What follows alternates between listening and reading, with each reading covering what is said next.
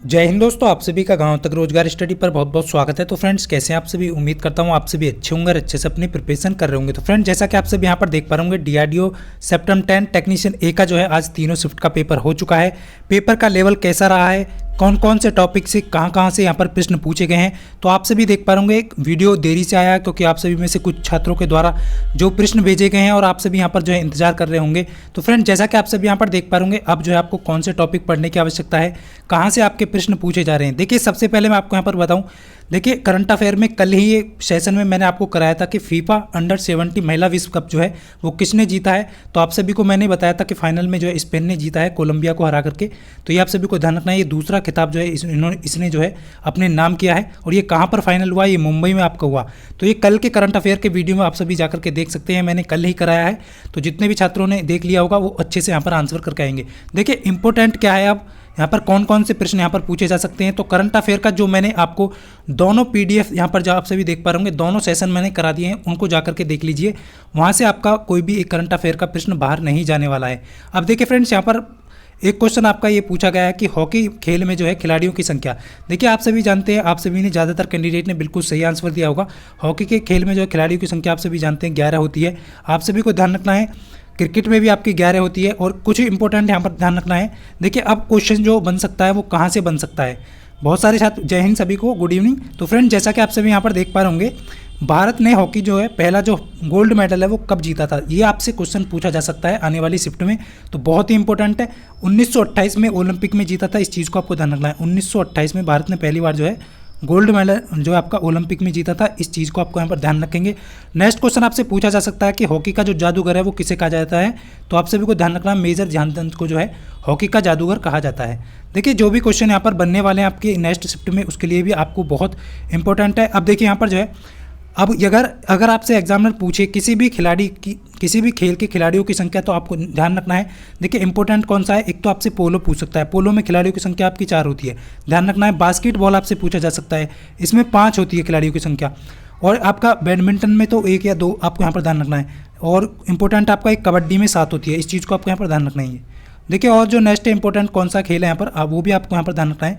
Next आपको यहाँ पर देखिए, यहाँ पर पूछा जा सकता है आपसे वॉलीबॉल में खिलाड़ियों की संख्या आपसे पूछी जा सकती है, तो 6 होती है, इस चीज़ को ध्यान रखेंगे सभी कैंडिडेट। और उसके वाटर पोलो में अलग होती है, इस चीज़ को भी यहाँ पर ध्यान करेंगे सभी, 7 होती है इसमें वाटर पोलो में। और हॉकी में आप सभी का पूछ लिया गया है। और टेबल टेनिस में 1 या 2 आप सभी को ऑप्शन में दिया गया, उसके अकॉर्डिंग आपको आंसर देना है, एक साइड का पूछा जाए। और खो खो की यहाँ पर ध्यान रखेंगे 9 होती हैं। और बेसबॉल में भी आपको यहाँ पर 9 होती हैं। और फुटबॉल में आपका 11 खिलाड़ी होते हैं। तो 3 चीज़ आपको यहाँ पर ध्यान रखनी है, बहुत ही इंपॉर्टेंट है। ये आपके जो खिलाड़ियों की संख्या है बहुत ही इंपॉर्टेंट हो जाता है नेक्स्ट जो शिफ्ट है आपके लिए। अब देखिए, बहुत सारे कैंडिडेट यहाँ पर जो है, बिल्कुल देखिए फ्रेंड, जितने भी छात्र यहाँ पर जुड़े हुए हैं सभी से कहूँगा, यदि आपको सेशन अच्छा लगता है तो वीडियो को लाइक ज़रूर किया करें। और आपसे भी देख रहे होंगे, जो आपको मैंने यहाँ पर जो है मैथ के लिए जो टॉपिक आपको कराए हैं, मतलब कि 10 टॉपिक में से वही आपके प्रश्न एग्जाम में पूछे गए हैं। आप देख लेना, सारे के सारे प्रश्न आपके प्रॉफिट से पूछे गए हैं या फिर आपका रेशो के प्रश्न पूछे गए हैं। अब देखिए, यहाँ पर सबसे पहले मैं आप सभी को बता दूं फ्रेंड्स, उपभोक्ता आंदोलन कब शुरू हुआ ये पूछा गया है आपका। तो 1960 में ये शुरू हुआ है, ये इस चीज़ को आपको यहाँ पर ध्यान रखना है। उपभोक्ता आंदोलन जो है 1960 में आपका शुरू हुआ है। अब एग्जामिनर क्या करेगा, आने वाली शिफ्ट में आपसे पूछ सकता है कि उपभोक्ता दिवस जो है वो और उपभोक्ता संरक्षण दिवस विधेयक जो वो कब पारित किया गया। देखिए, 24 दिसंबर को आप सभी को राष्ट्रीय उपभोक्ता दिवस मनाया जाता है, तो इस चीज़ को नोट करेंगे। 24 दिसंबर को राष्ट्रीय उपभोक्ता दिवस मनाते हैं। क्यों मनाते हैं? क्योंकि 24 दिसंबर 1986 को जो है आपका ये विधेयक पास हुआ था। उपभोक्ता संरक्षण जो विधेयक था आपको 1986 को पास हुआ, तो उपभोक्ता संरक्षण विधेयक 1986 आपको ध्यान रखना है। आने वाली शिफ्ट में आपसे पूछा जा सकता है, यह आप सभी को यहाँ पर ध्यान रखना है, बहुत ही महत्वपूर्ण हो जाता है। देखिए, नेक्स्ट क्वेश्चन आपका यहाँ पर, कांग्रेस की स्थापना कब और कहाँ हुई। ये क्वेश्चन बहुत ही महत्वपूर्ण है। कांग्रेस की स्थापना जो कब और कहाँ हुई थी, ये प्रश्न आपसे पूछा गया है। तो कांग्रेस की स्थापना 28 दिसंबर 1985 को हुई है। और ये प्रश्न भी मैंने आपको कराया हुआ है, आप जाकर के देख सकते हैं। जीके का जो मैराथन है उसमें मैंने ये प्रश्न आपको करा रखा है। अब देखिए, मुंबई में हुई थी, इसके जो संस्थापक ये भी मैंने आपको बताया था, A.O. ह्यूम करके हैं, और दादा भाई नौरोजी और दिनसा वाज इसमें शामिल थे। तो इस चीज़ को आपको ध्यान रखना है। अब कौन कौन से इंपॉर्टेंट यहाँ पर जो है आपका क्वेश्चन बन सकते हैं। अब देखिए, यहाँ पर एक क्वेश्चन और पूछा गया है, यहाँ पर जो है लेजर का जो फुल फॉर्म है वो आपका ये पूछा गया है। तो आप सभी को ध्यान रखना है, light amplification by the stimulated emission of radiation. अब आने वाली शिफ्ट में आपका पूछ सकता है रडार का, तो रडार का आपको ध्यान रखना है, मैंने आपको शायद करा रखा है, इस चीज़ को भी ध्यान रखना है। और भी कुछ मैंने यहाँ पर जो आपको फुल फॉर्म करा रखे हैं तो उनको भी आपको यहाँ पर ध्यान रखना है। देखिए नेक्स्ट आपका बैटरी की कैपेसिटी मापी जाती है, ये आपसे क्वेश्चन पूछा गया है। बहुत सारे छात्रों ने बिल्कुल इसका आंसर दे दिया होगा। देखिए या तो ऑप्शन में आपको एम्पियर हॉर्स दिया गया होगा तो उसमें आपको लगाना है, यदि एम्पियर हॉर्स नहीं दिया गया तो आपको मिली एम्पियर हॉर्स करके दिया गया होगा, तो वो आपका राइट आंसर होगा। इस चीज़ को ध्यान रखना है। अब देखिए यहाँ पर जो है ट्रांसफार्मर से भी कुछ क्वेश्चन यहाँ पर पूछे गए हैं, जो इलेक्ट्रिकल के कैंडिडेट थे डीसी से पूछे गए हैं। ज़्यादातर 6 से 7 क्वेश्चन जो है ट्रांसफार्मर से यहाँ पर जो है मिले हैं। अब देखिए फ्रेंड्स, सबसे पहले यहाँ पर जो है ये क्वेश्चन आपका जो है पूछा गया है कि राष्ट्रपति पर जो राष्ट्रपति जो है उस पर महाभियोग जो चलाने की प्रक्रिया का जो उल्लेख है वो किस अनुच्छेद में है। देखिए अनुच्छेद से क्वेश्चन बना है तो ये आपको अनुच्छेद 61 में है, इस चीज़ को आपको यहाँ पर ध्यान रखना है। अनुच्छेद 61 के तहत जो है राष्ट्रपति पर महाभियोग चलाया जा सकता है। अब देखिए नेक्स्ट आने वाली शिफ्ट में आपके पूछा जा सकता है कि भारत के उपराष्ट्रपति को हटाने की जो प्रक्रिया है वो कौन शुरू कर सकता है। तो हमेशा ध्यान रखना ऑप्शन के अकॉर्डिंग आपको राज्यसभा होगा, यहाँ पर राज्यसभा के द्वारा ही उस उपराष्ट्रपति को हटाने की जो प्रक्रिया है वो शुरू की जाती है। ये आप सभी को यहाँ पर ध्यान रखना है। देखिए जो भी इंपॉर्टेंट है इसलिए लेकर के आया हूँ जिससे कि आपको इसका जो पीडीएफ है वो भी आप अच्छे से रिवाइज कर सके। अब देखिए आने वाली शिफ्ट में आपके कौन कौन से यहाँ पर क्वेश्चन बन सकते हैं, और भी कुछ क्वेश्चन आपको वो भी डिस्कस करेंगे। उससे पहले कौन कौन से क्वेश्चन यहाँ पर पूछे जा सकते हैं आपके आने वाली शिफ्ट में। देखिए संविधान का कौन सा अनुच्छेद जो है संसद को संविधान संशोधन करने की शक्ति देता है, तो हमेशा आपको यह ध्यान रखना है अनुच्छेद 368 जो है संविधान संशोधन को अनुमति जो है संसद को देता है। तो इस चीज़ को आपको यहाँ पर नोट करना है। 368 जो है इसका करेक्ट आंसर हो जाएगा। 360 आप सभी को ध्यान रखना है। यहाँ पर जो है 362 आपका 356 और 360 ये आपातकाल से संबंधित है, वित्तीय आपातकाल से आपका ध्यान रखना है। और ये आपका जो है राष्ट्रीय आपातकाल, तो इन चीज़ों को आपको यहाँ पर पहले मैं करा चुका हूँ, शायद आप सभी देख पा रहे होंगे, वीडियो में आप सभी ने देख लिया होगा, जिन भी स्टूडेंट ने देखा है उनको मालूम है। अब देखिए फ्रेंड्स यहाँ पर शोषण के खिलाफ जो है अधिकार, ये आने वाली शिफ्ट में आपसे पूछा जा सकता है, तो आप सभी को ध्यान रखना है। ये आपका राइट आंसर इसका क्या हो जाएगा, तो इसका आंसर हो जाएगा ऑप्शन 3 जो है वो 23 और 24 में यहाँ पर जो है आपका ये हो जाएगा आपका शोषण के विरुद्ध आपातकाल। समानता का अधिकार आप 14 से 18 में आपसे भी जानते हैं। यहाँ पर देखिए नेक्स्ट क्वेश्चन आपसे पूछा जा सकता है, यहाँ पर जो भारतीय संविधान में संज्ञेय शब्द का जो प्रयोग है वो जो है आपका कहाँ पर प्रयोग हुआ है, तो ये भी आपका एग्जाम की दृष्टि से इंपॉर्टेंट है। तो आपका प्रस्तावना में हुआ है, इस चीज़ को ध्यान रखना है। संज्ञेय शब्द का प्रयोग जो है आपकी यहाँ पर जो संविधान में कहीं नहीं हुआ है, सॉरी यहाँ पर संज्ञेय शब्द का प्रयोग जो है वो संविधान में कहीं पर भी नहीं हुआ है, इस चीज़ को आपको नोट करना है। बहुत सारे कैंडिडेट प्रस्तावना इसका आंसर देते हैं। अब देखिए नेक्स्ट आपका जो क्वेश्चन है ये भी आपसे पूछा जा सकता है, इसलिए मैं लेकर के आया हूँ। भारतीय संविधान का जो हृदय और आत्मा जो है अम्बेडकर ने कहा, वो आर्टिकल 32 को कहा है, इस चीज़ को आपको यहाँ पर ध्यान रखना है। और यदि आपसे कहे भारत की संविधान की जो आत्मा है वो किसे कहा जाता है, तो वो आपको जो प्रस्तावना को कहा जाता है, बट यहाँ पर अम्बेडकर का नाम हो और जब आपसे पूछा जाए तो आर्टिकल 32, इस चीज़ को आपको यहाँ पर नोट करना है सभी कैंडिडेट को।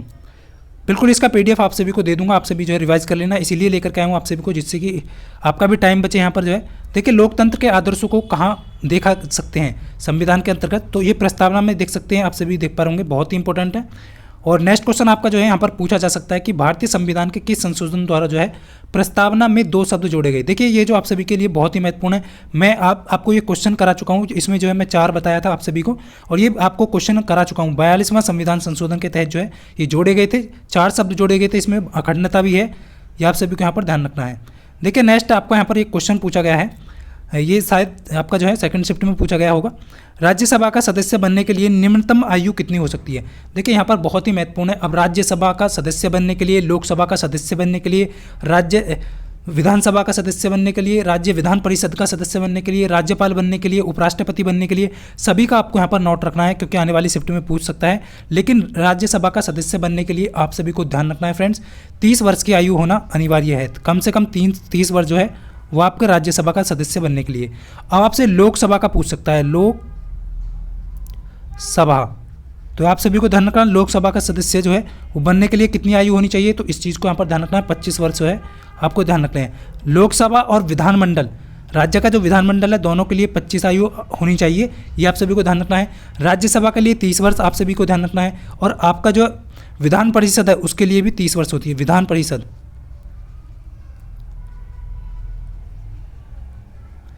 नोट करेंगे सभी। विधान परिषद और आपका राज्यसभा दोनों के लिए 30 वर्ष, लोकसभा और आपका विधानमंडल दोनों के लिए 25 वर्ष, और यहाँ पर उपराष्ट्रपति और राष्ट्रपति के लिए 35 वर्ष, और राज्यपाल के लिए भी यहाँ पर 35 वर्ष की आयु होनी चाहिए। तो इतने पॉइंट हैं यहाँ पर आपको जो है याद रखने हैं जितने भी कैंडिडेट हैं, क्योंकि एग्जाम की दृष्टि से बहुत ही इंपॉर्टेंट है। एग्जाम में कभी भी जो है आपका आने वाली शिफ्ट में ये क्वेश्चन पूछे जा सकते हैं। देखिए नेक्स्ट क्वेश्चन आपसे यहाँ पर पूछा जा सकता है कि प्रेस की स्वतंत्रता का जो अधिकार है किस अनुच्छेद में सुनिश्चित है। तो ये आर्टिकल जो है आपको ध्यान रखना है 19 में है प्रेस की स्वतंत्रता का अधिकार, बहुत ही इंपॉर्टेंट है कुछ जो है आप सभी के लिए। देखिए यहाँ पर जो है नेक्स्ट आपसे पूछा जा सकता है कि भारतीय संविधान के किस अनुच्छेद में उपराष्ट्रपति को हटाने की प्रक्रिया है।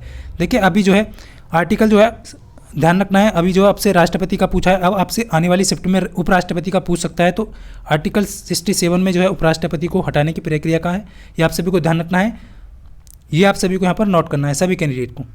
बिल्कुल आप सभी के लिए देखिए इतनी मेहनत है, देखिए आप सभी जानते हैं मैं जैसे ही आपको आया हूँ जितने भी छात्रों ने यहाँ पर जो है क्वेश्चन भेजे हैं उसके अकॉर्डिंग आपको जो है प्रोवाइड किए गए हैं, और जो भी क्वेश्चन आपके बन सकते हैं एग्जाम की दृष्टि से वो आपको मैं करा रहा हूँ इसलिए जिससे कि आने वाली शिफ्ट में आपका हर एक क्वेश्चन जो है वो आसानी से हो। अब देखिए संविधान का पहला संशोधन किस वर्ष जो है आपका हुआ, ये भी क्वेश्चन मैं करा चुका हूँ, पर फिर से जो है आपको रिपीट करा देता हूँ, 1951 में हुआ था, ये आप सभी को यहाँ पर ध्यान रखना है। अब देखिए नेक्स्ट क्वेश्चन है किस संशोधन के अंतर्गत शिक्षा को मौलिक अधिकार बनाया गया।